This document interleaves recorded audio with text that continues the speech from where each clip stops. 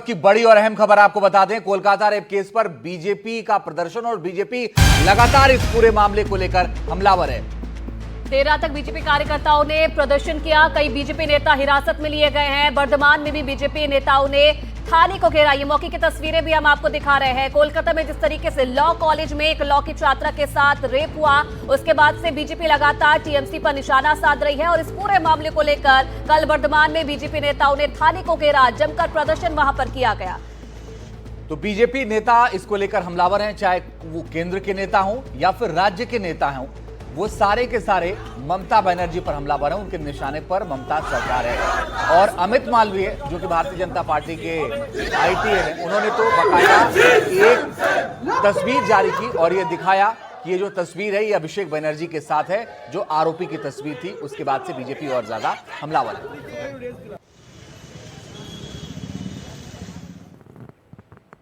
तो देखिए, महज 10 महीने ही बीते होंगे जब कोलकाता के आरजीकर मेडिकल कॉलेज में रेप केस सामने आया और अब कोलकाता से आई एक और रेप की घटना ने सबको झकझोर दिया है। यहां एक लॉ छात्रा से कॉलेज परिसर में गैंगरेप हुआ। जगह जगह इस घटना के विरोध में प्रदर्शन हो रहे हैं। सियासी बवाल भी बढ़ गया है। एक तरफ लेफ्ट पार्टी सड़कों पर है, दूसरी तरफ बीजेपी ने टीएमसी के खिलाफ मोर्चा खोल दिया है। एफआईआर में जिस तरह की बातें सामने आई हैं वो दिल दहला देने वाली हैं। देखिए रिपोर्ट।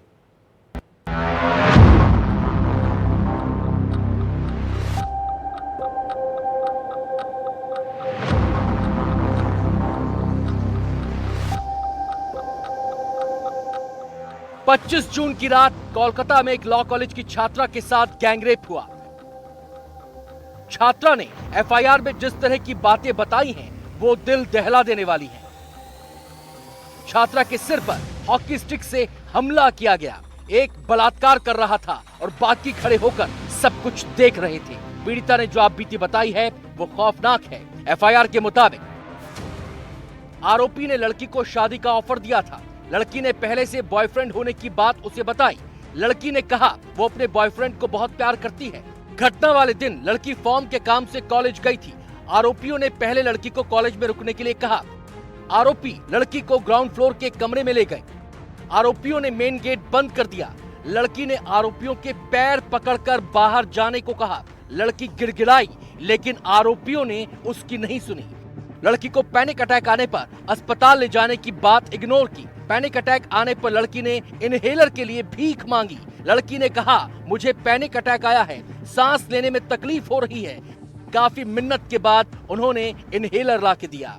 थोड़ा बेहतर महसूस करने के बाद लड़की ने वहां से बाहर भागने की कोशिश की। लड़कों ने फिर उसे कसकर पकड़ लिया और मेन गेट बंद कर दिया। गार्ड के कमरे में ले जाया गया और गार्ड को बाहर निकाल दिया। आरोपियों ने रात 10 बजे तक उसके साथ दुष्कर्म किया। लड़की को हॉकी से मारने की कोशिश भी की। आरोपियों ने रेप का वीडियो बनाया। छोड़ते वक्त वीडियो वायरल करने की धमकी दी। एफआईआर में बयान लड़की का ये दर्द सुनकर किसी की भी रूह कांप जाए। इस घटना को लेकर लोग अब सड़कों पर उतर आए हैं। लगातार प्रदर्शन हो रहे हैं। वहीं एनडीटीवी ने कोलकाता लॉ कॉलेज के वाइस प्रिंसिपल से बात की। उनका कहना है कि कॉलेज प्रशासन को मीडिया से पता चला कि कॉलेज के अंदर एक छात्रा के साथ सामूहिक बलात्कार हुआ है। Through media we know that disaster has been happened, all these things.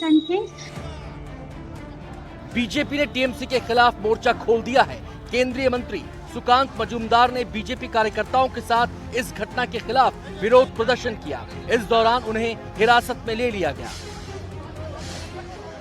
This is the face of the... ये पश्चिम बंगाल में लोकतंत्र का चेहरा है। ममता बनर्जी ने राज्य में लोकतंत्र को बर्बाद कर दिया है। पुलिस ने मुझे और अन्य कार्यकर्ताओं को गिरफ्तार कर लिया है। महिलाएं बहुत आगे बढ़ी हैं, मगर उसका अर्थ ये नहीं है कि महिलाओं के साथ इस जघन्यता के साथ गैंगरेप हो और उसे जस्टिफाई किया जाए। यदि कल्याण बनर्जी और टीएमसी और ममता बनर्जी जी का यह मामला, इस मामले के बाद यह मानना है कि हर महिला के पीछे पुलिस नहीं लगाया जा सकता है, तो मुझे लगता है कि उन्हें इस्तीफा दे देना चाहिए। You resign. जो दूसरी सरकार आएगी वह व्यवस्था बैठाएगी कि महिलाओं की सुरक्षा कैसी करनी है। टीएमसी के सांसद कल्याण बनर्जी ने इस घटना को लेकर अजीबोगरीब बयान दिया है। उन्होंने कहा है अगर दोस्त ही रेप करने लग जाएं तो क्या ही किया जा सकता है। সেখানে সহকর্মীরাই রেপ করছে, তাহলে অন্যায়টা কারা করছে? কলেজ কর্তৃপক্ষ সবাইকারই দেওয়া উচিত, কিন্তু আগের দোষটা কার? আগের দোষটা তো তার সব। ভাই আপনি আমাকে বলতে দেবেন না, আপনি আপনার মতো প্রশ্ন করবেন। जब सत्ताधारी टीएमसी के ही सांसद की तरफ से इस तरह का अजीबोगरीब बयान आया तो बीजेपी और कांग्रेस दोनों ने ही इस बयान की कड़ी आलोचना की।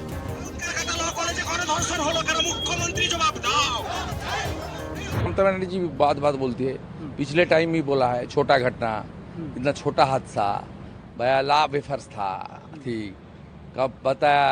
अब मेडिकल आरजीकर इशू में 10 लाख रुपया तो हम लोग दे सकती है।